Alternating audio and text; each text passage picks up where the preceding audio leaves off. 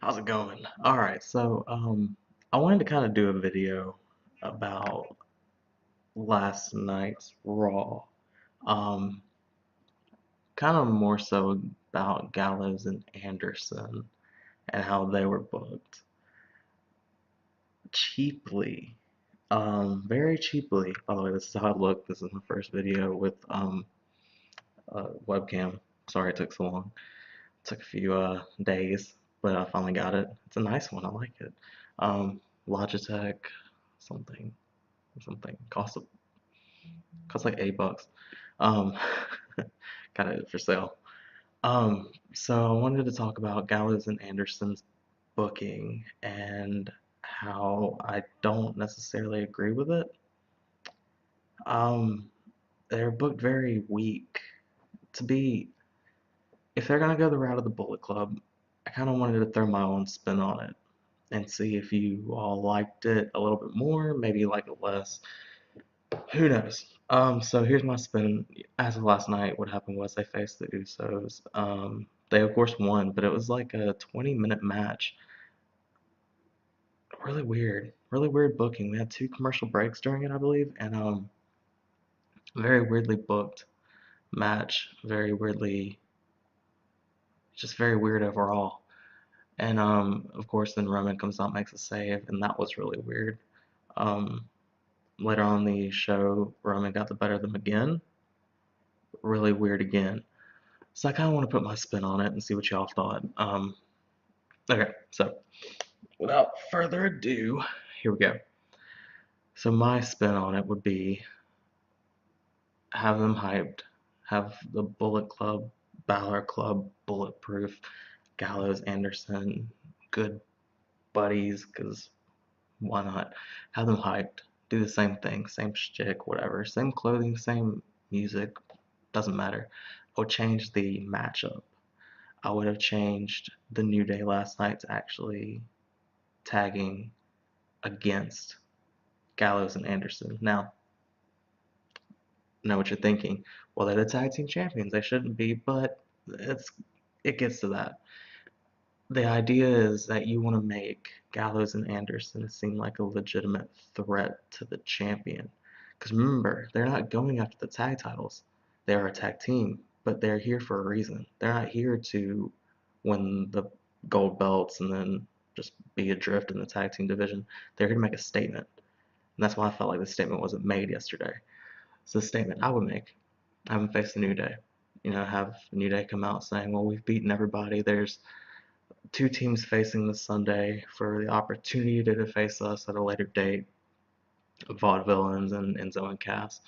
Fine, whatever. Have them do the whole Bootios shtick. That's fine. Gallows Anderson come out and say, we're the legitimate best in the world. We've fought everywhere, everyone.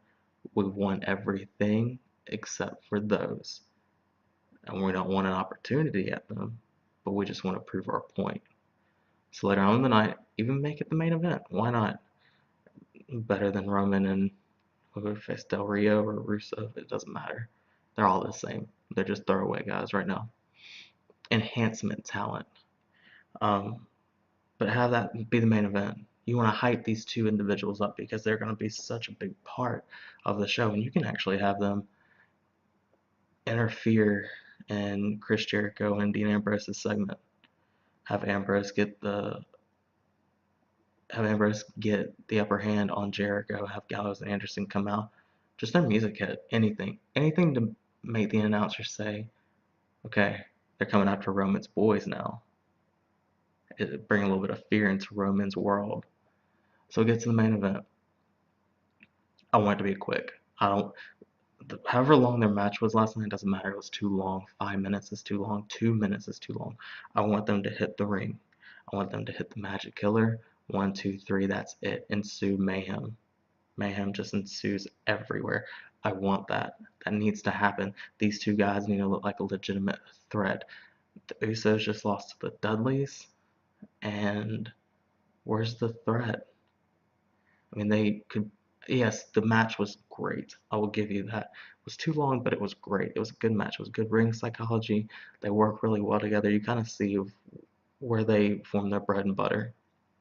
That's fine. But you want them to dismantle the New Day. Not for any reason either, just because they can. That's all the reason they need. Because that's the shtick that they've had this entire time. That's what the Bullet Club is. They do what they do because they can do it. That's it. They have the muscle. They can do that. Let Anderson, SmackDown, talk about how they did that, how they dismantled. Then, I'm getting ahead of myself a little bit. Let me backtrack back to the main event. Have Roman come out. You don't even need AJ Styles. Have Gallows and Anderson dismantle Roman as the Usos watch. Why? Because they can. They should be able to do that. These two individuals should be able to do that. And then the commentators can stack all the accolades up that they've accomplished over the years as the Bullet Club, not just a club. Come on, Maggle. What are you doing? What are you doing? I think that sets a very, very higher tone for Payback than what was laid yesterday with the groundwork that they gave us.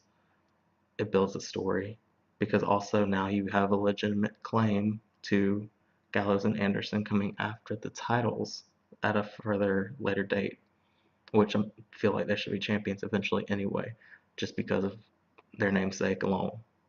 Um, and that nobody else really seems like they need the belts. I feel like whether it's Finn or whether it's AJ or a Swerve, and it could be anybody else, I feel like all three members of the stable need to hold belts at one point or another, maybe even multiple.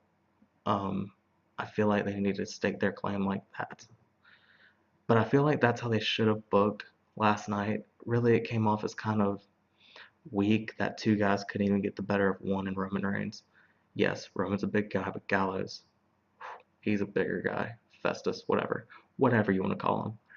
He's a bigger guy, and he should have had the upper hand the entire time. Both of them. They have way more experience than Roman, and it was even alluded to that Roman doesn't have that much experience, period. Um, but yeah, that's how I would have booked it. And I was a little convoluted because I kind of got sidetracked a little bit. Sorry about that.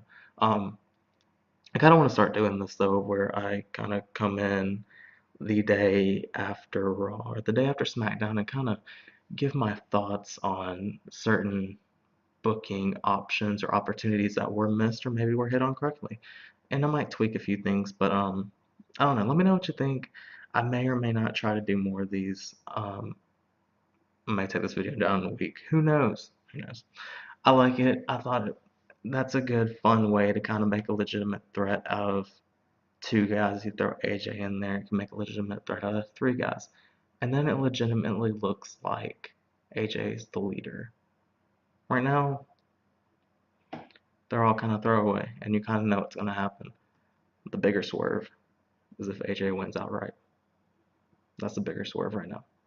But I'll give my predictions hopefully tomorrow. I'm kind of going to see how this goes. I have a microphone out to set up soon. I have work all day, so we'll see. Busy schedule soon. But I will catch you guys later. Thank you so much for watching. Like, comment down there. All right, peace.